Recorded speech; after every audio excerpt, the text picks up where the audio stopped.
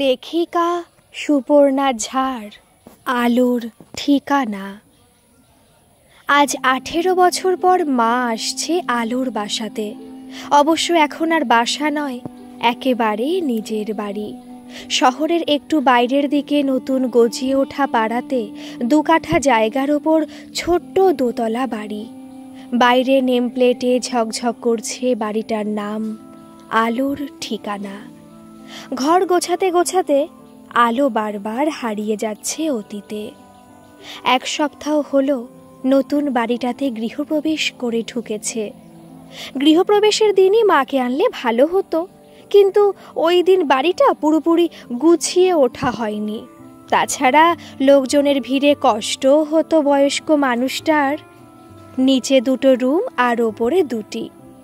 নিচের যে ঘরটিতে অ্যাটাচড বাথরুম আছে সেখানেই মাকে রাখা হবে। পাশের ঘরটি আলোর ওরফে আলপনা দাসের। আজকের এই আলোর ঠিকানাটা কিন্তু এত সহজে হয়নি।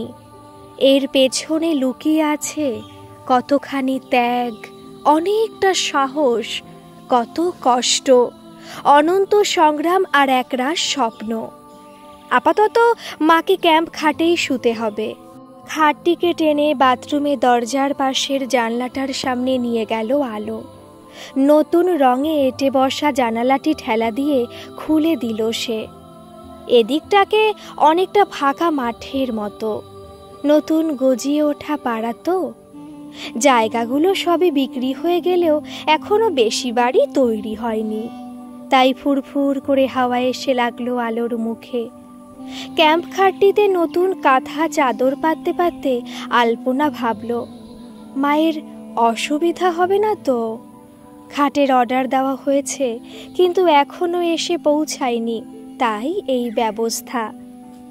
সকালে বাজারে গিয়ে মেয়েরা 1 থোকা ফুল এনেছে দিদিমার ঘরে ফুলদানিতে সাজাবার জন্য। মেয়েদের করা হুকুম, দিম্মা যে কদিন থাকবেন ওনার যেন কোনো অসুবিধা না হয়। সেই ফুলগুলি সাজাতে সাজাতে আলো দীর্ঘশ্বাস ফেলে। সবই ঠিক আছে, কিন্তু বয়সজনিত রোগে মা যে এখন অনেক কিছুই ভুলে গেছে। কিন্তু আজ যে মায়ের সব কিছু ঠিকঠাকভাবে মনে থাকার বড্ড প্রয়োজন ছিল। এই দিনটির জন্যই যে দাঁতে দাঁত চেপে সারাটা জীবন লড়াই চালিয়ে গেছে আলো আর তার মেয়েরা।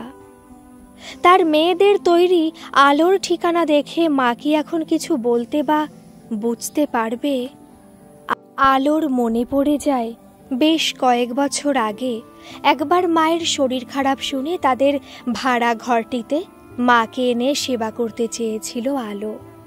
মা ঠোঁট বাঁকিয়ে বলেছিল ভাড়া বাড়িতে আসবে না। ছোট জায়গা বলে ভাইও মাকে আসতে দেয়নি।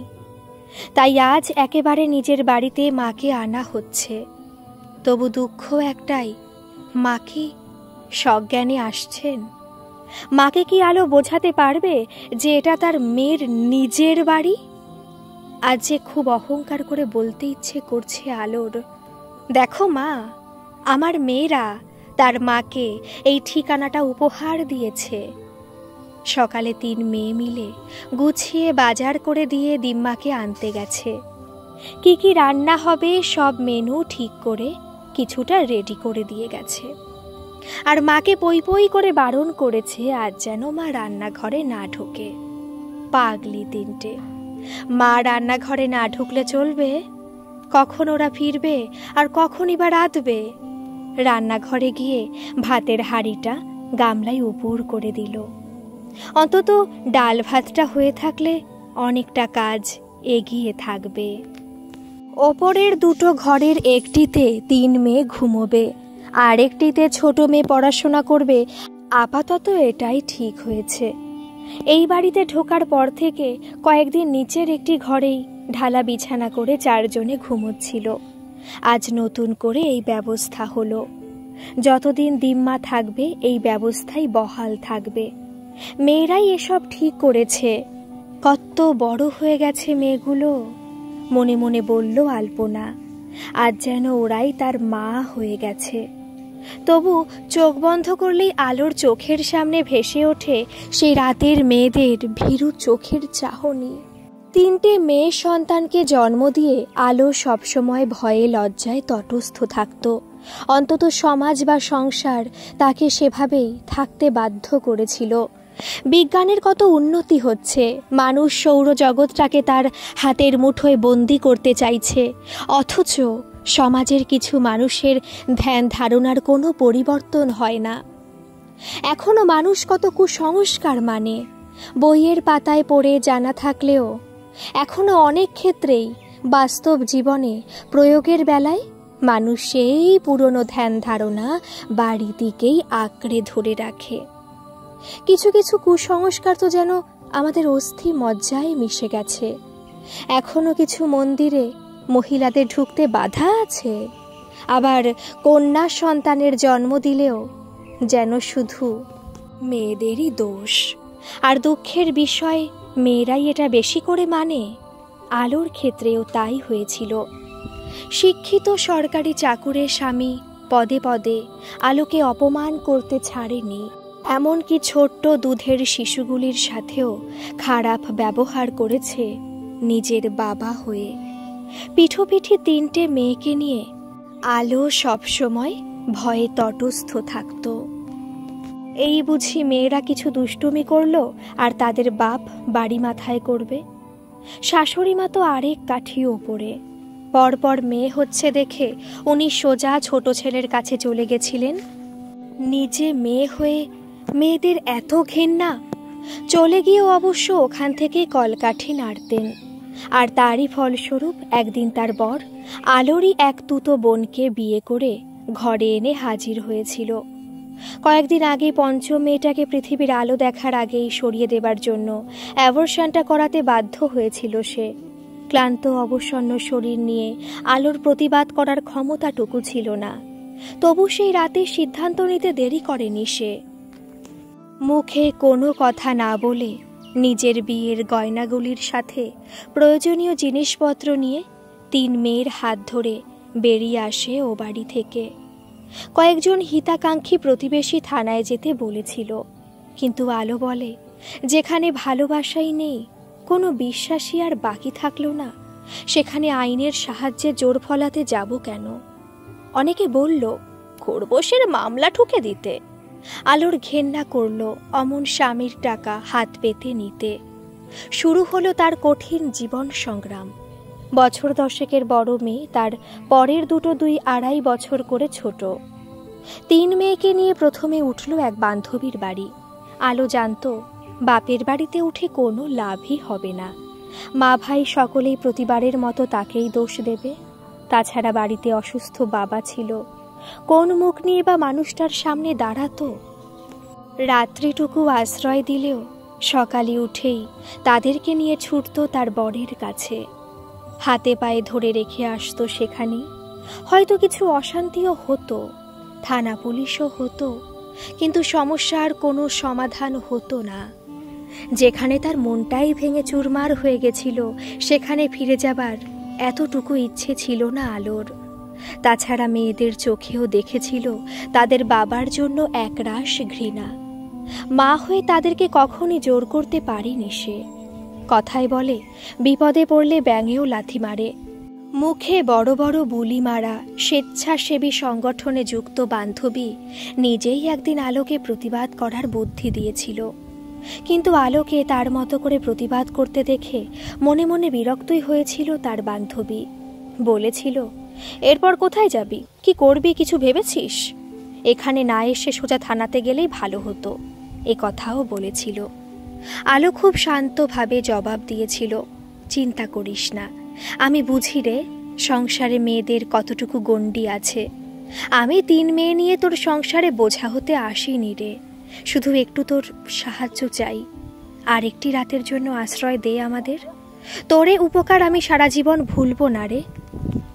আলোর ছোটবেলার বান্ধবী লজ্জা পেয়ে বলেছিল, অমন করে বলছিস কেন?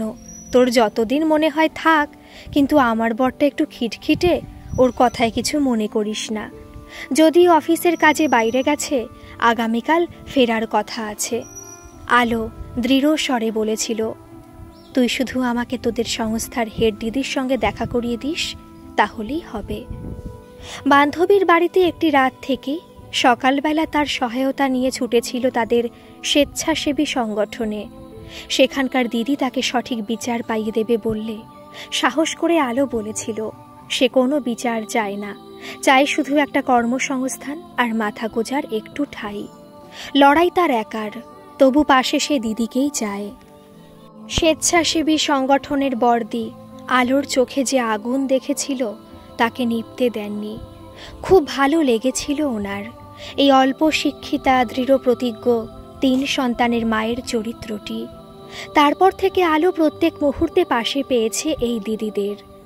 লড়াই চালিয়ে গেছে 3 মেয়েকে নিয়ে, তবু দিনের শেষে 3 মেয়েকে বুকে করে ঘুমিয়েছে এক শান্তির ঘুম। অভাবের মধ্যেও এক স্বাধীনতার পরিবেশে মেয়েদেরকে মানুষ করে তুলেছে। তারপর একে একে 3 মেয়ে মায়ের অবলম্বন হয়েছে।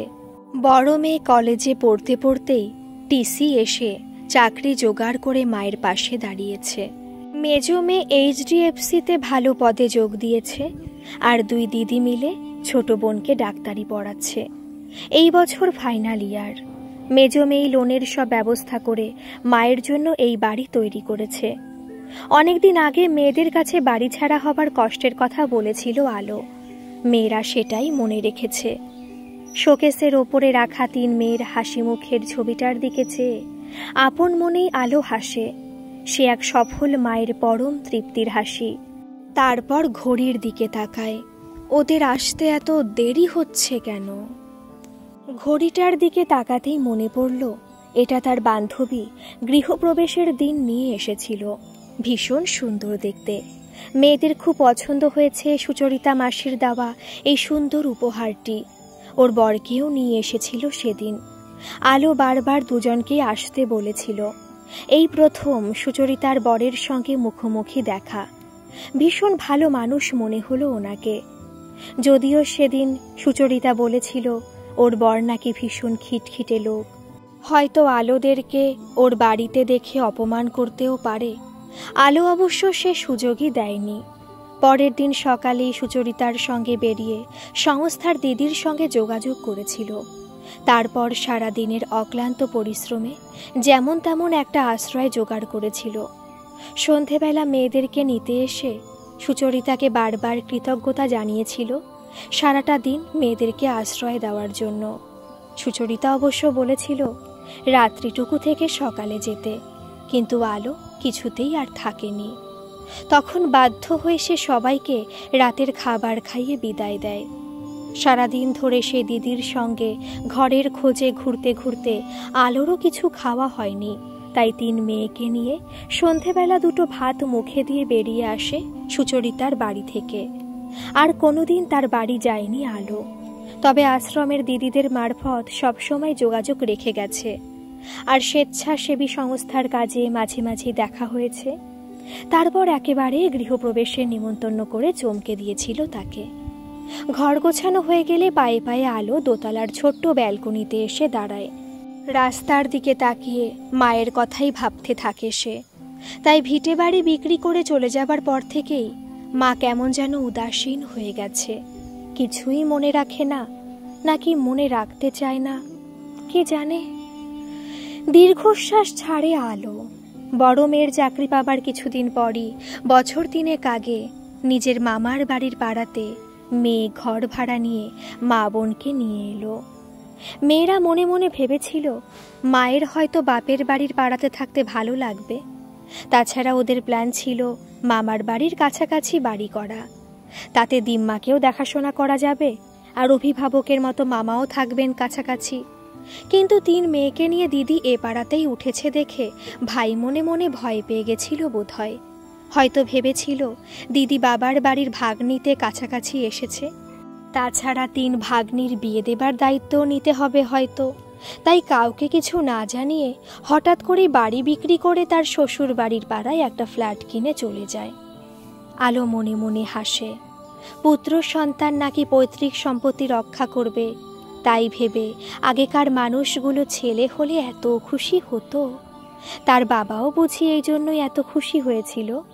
কিন্তু তার বাবার নিজের হাতে তৈরি বাড়ি রাতারাতি বিক্রি করে দিতে এতটুকু প্রাণে বাঁধল না, শুধুমাত্র দিদির ওপর হিংসে করে। নিচে মোবাইলটা বাজছে মনে হয়, এই এক দোষ আলোর, কিছুতেই সাথে করে মোবাইলটা নিয়ে ঘুরবে না। এই জন্য মেয়েরা খুব রেগে যায়। ফোনটা রিসিভ করতে তাড়াতাড়ি নিচে নেমে এলো সে। ছোট মেয়ে ফোন করেছে। কি হলো আবার? নিশ্চয়ই বলবে এবেলা মামারা কিছুতেই ছাড়ছে না, দুপুরে খেয়ে দিয়ে একেবারে বিকেলেই যাব। এদিকে কত রান্নার জোগাড় করে গেছে, বারবার বারণ করলাম এই ভর দুপুরে যাস না, একেবারে বিকেলেই যাস। তা মেয়েগুলো শুনলে তো। এই সব ৭-৫ ভাবতে ভাবতে আলো ফোনটা রিসিভ করে। ওপাশ থেকে ছোট মেয়ে উত্তেজিত গলায় বলল, এই নাও বর্দি ভাইয়ের সাথে কথা বলো মা। আলো ভয় পেয়ে বলে, আরে বলবি তো কি হয়েছে। তা করতে বড় মেয়ে ফোনটা নিয়ে বলে, শোনো মা, দিমাকে নিয়ে যদি বরাবরের জন্যই চলে আসি তাহলে তোমার কোনো আপত্তি নেই তো? আলো অবাক হয়ে বলে, না কোনো আপত্তি নেই, মা তার সন্তানের বাড়িতে চলে আসবে তাতে আপত্তির কি আছে। কিন্তু এখনই কথা বলছিস কেন? আর তোরা ফিরবি বা কখন? আমি জানতাম আমার মায়ের ঠিকানাতে সবার জন্য ভালোবাসার আশ্রয় আছে। সে তো ঠিক আছে, কিন্তু তোরা ফিরছিস না কেন? আর দিম্মাই বা কেমন আছে? আলো আবার মেয়েকে শুধালো। সব ঠিক আছে মা, দিদিমাকে সারা জীবনের জন্য নিয়ে চলে আসছি। মামিমা বললেন নিয়ে গেলে সারা জীবনের জন্যই নিয়ে যেতে হবে, কদিনের জন্য ওরা ছাড়বে না। তাছাড়া এখানে দিম্মা ভালোও নেই মা। বেশ তাড়াতাড়ি নিয়ে আয় মা, অনেকটা বেলা হয়ে গেল যে। হ্যাঁ এই বেরোচ্ছি বলে ওপাশ থেকে ফোনটা কেটে দিল মেয়ে। দিদিমা এখানে ভালো নেই, মেয়ের বলা শেষ লাইনটা কানে বাজতে লাগলো আলোর। মা কোনোদিন বুঝতে দেননি যে তিনি তার আদরের ছেলের কাছে খারাপ আছেন। সব সময় বোঝাতেই ব্যস্ত ছিলেন ছেলে বৌমার কাছে তিনি খুব ভালো আছেন। হয়তো আগেকার মানুষের এটাই একটা অহংকারের জায়গা। ভগবান কাকে কখন কোন অবস্থায় ফেলে তা কেউ বলতে পারে না। আজ মা আলোর ঠিকানায় এসে উঠছে, সে খুব ভালো কথা। আলো এতদিন পরিস্থিতির চাপে নিজের কর্তব্য করতে পারেনি। আজ মনে মনে শপথ করে আগের সব কিছু ভুলে মাকে খুব ভালো রাখবে। তবু মানুষের মন তো। ঘুরে ফিরে পুরনো কিছু মন খারাপ করা কথা মাথার মধ্যে ঘুরপাক খেতে থাকে। বারে বারে মনে পড়ছে মায়ের বলা কথাগুলো। কত বছর হয়ে গেছে, তবু আলোর পরিষ্কার মনে আছে কিভাবে সেদিন সুচরিতার বাড়ি থেকে বেরিয়ে এসে আশ্রমের কেয়ারটেকারের ভাঙা ঘরটিতে আশ্রয় নিয়েছিল। অনেক আগে সেই ঘরটিতে দারোয়ান থাকত, অনেকদিন তালা বন্ধ হয়ে পড়েছিল। অনেক খুঁজে পেতে একদিনের মধ্যে দিদিরা এই ব্যবস্থায় করতে পেরেছিলেন। সেই ঘরটিকে একটু পরিষ্কার পরিচ্ছন্ন করে মেয়েদের নিয়ে উঠেছিল সে। তারপর সেই আশ্রমে খুব অল্প মাইনেতে ছোট বাচ্চাদের পড়ানোর কাজটা পেয়েছিল আলো। এত বছর ধরে খুব মনোযোগ দিয়ে সেই কাজটি করে চলেছে সে। এখন মেয়েরা ছেড়ে দিতে বললেও আলো ছাড়তে পারে না। কেমন যেন জড়িয়ে গেছে ওই আশ্রমটির সঙ্গে, ওই ছোট ছোট বাচ্চাগুলির সঙ্গে। এখন আর মাইনে নেয় না, তবু অভ্যেসবশত পড়াতে যায়। যাক সে কথা। পরের দিন মা কিভাবে যেন খোঁজবে তার সঙ্গে দেখা করতে এসেছিল। তারপর কাটা খায় নুনের ছিটের মতো কত কথা শুনিয়েছিল সদ্য স্বামী হারানো নিঃস্ব সধবা মহিলাটিকে। সবে ঘরটিতে ঢুকে আলো কিছুই গুছিয়ে উঠতে পারেননি তখনও। তার দৈন্য দশা দেখে তার নিজের মা তাকে ভর্ৎসনা করতে ছাড়েনি। ভাই ভাইয়ের বউয়ের কাছে আশ্রয় না চেয়ে কেন বাইরের লোকের কাছে উঠেছে এ নিয়েও কত কথা বলেছিল।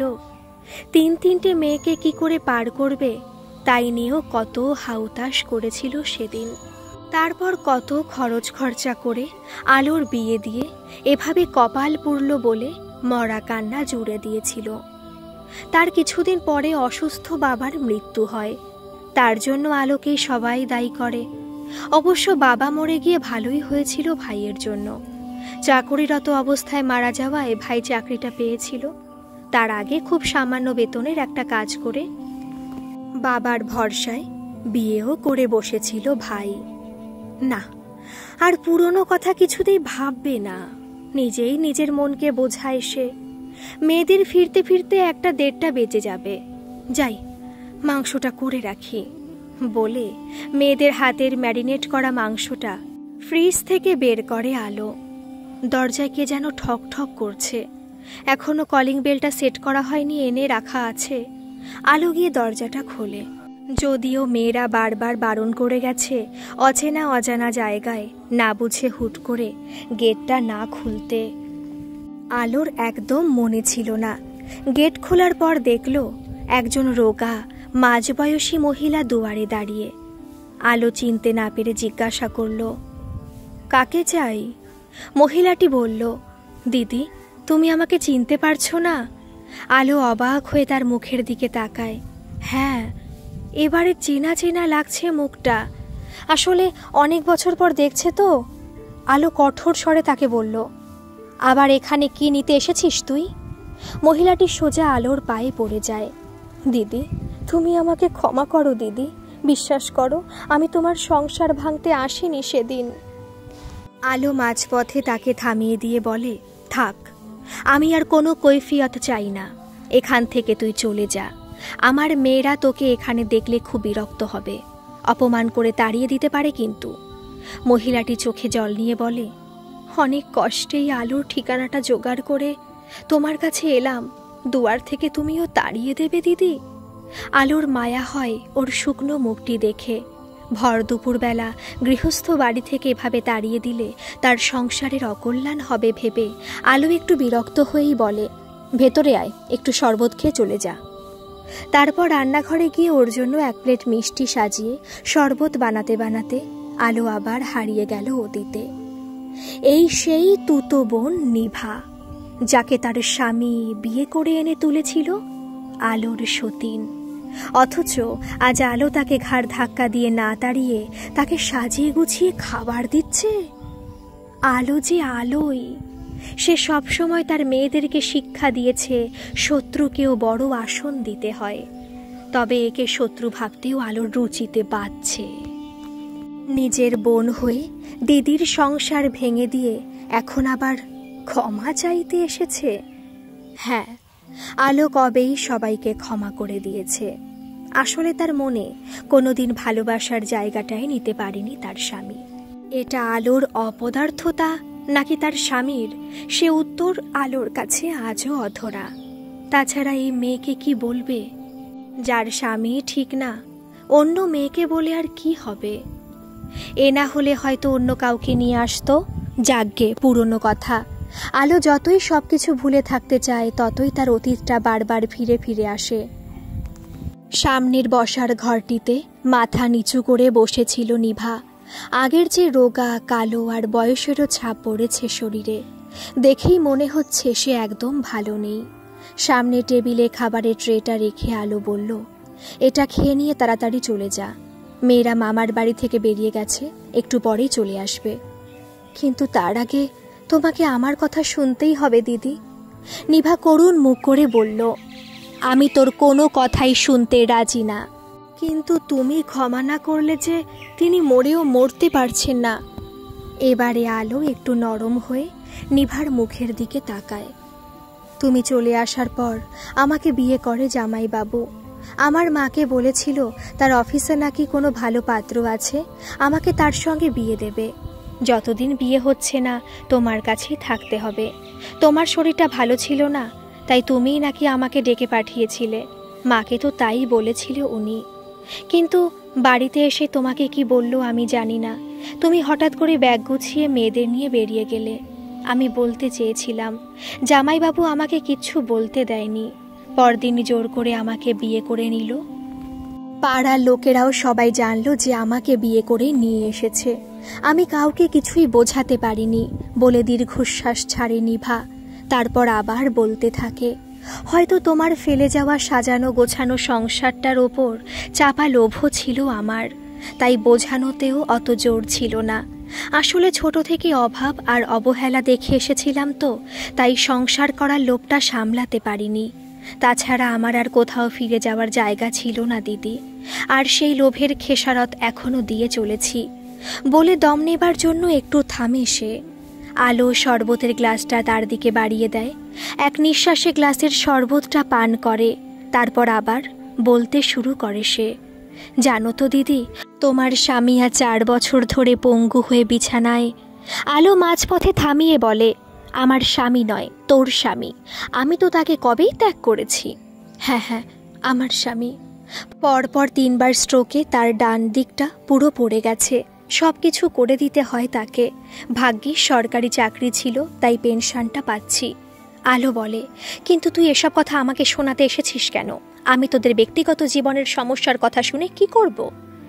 অনেক কষ্ট করে তোমার এই ঠিকানাটা পেয়েছি দিদি, আজ যে তোমাকে সব শুনতেই হবে। আলো বলে, আমার অত সময় নেই বসে বসে কারো সংসারের দুঃখ শোনবার। ওই মিষ্টিটুকু খেয়ে বিদায় হ, আমার মা আসছে আজ। জেঠিমা আসছে? ও আচ্ছা, আমি চলেই যাব দিদি, শুধু 5 মিনিট সময় দাও আমাকে। জানো তো দিদি, আমাদের একটা মেয়ে হয়েছে, সেও অসুস্থ। 16 বছর বয়স হলো, নিজে থেকে কিছুই করতে পারে না। 2 অসুস্থ রোগী নিয়ে আমার সংসার। তোমার অভিশাপ লেগে আছে যে। আলো রেগে গিয়ে উঠে দাঁড়ায়, বলে, এক্ষুনি বেরিয়ে যা তুই আমার বাড়ি থেকে। বাড়ি বয়ে এসব কথা বলতে এসেছিস? নিভা আলোর পা জড়িয়ে ধরে বলে, তুমি ভুল ভেবো না দিদি, আমি কথাটা শুধরে নিচ্ছি। আমার পাপের ফল আমি ভোগ করছি। তুমি ক্ষমা না করলে উনি শান্তিতে মরতেও পারছেন না। উনি আমাকে তোমার কাছে পাঠিয়েছেন। আলো শান্ত হয়ে বলে, তাকে বলিস আমি তাকে অনেক আগেই ক্ষমা করে দিয়েছি। আমার মনে তার জন্য ক্ষমা ঘেন্না কিছুই অবশিষ্ট নেই, এমনকি এতটুকু অনুভূতিও নেই। তাকে বলিস আলো শুধু আলো ছড়াতেই জানে, এখানে অন্ধকারের কোনো স্থানই নেই। সেই অন্ধকার জীবনটাকে অনেক আগেই পার করে এসেছি। আমি খুব ভালো আছি। ওই পরিবেশে থাকলে হয়তো আমার মেয়েদেরকে মনের মতন করে মানুষ করতেই পারতাম না। তুই যা, তাকে গিয়ে বল যে আলো তার 3টে হিরে নিয়ে জলজল করে জ্বলছে। আজ আর কোনো আধারের গল্প শুনতে চাই না। এখন আলোর ঠিকানায় শুধুই আলোর ছড়াছড়ি। গল্পটি যদি ভালো লাগে তাহলে প্লিজ একটা সাবস্ক্রাইব করে দেবেন। কেমন লাগলো একটা কমেন্ট করে জানাবেন। ধন্যবাদ।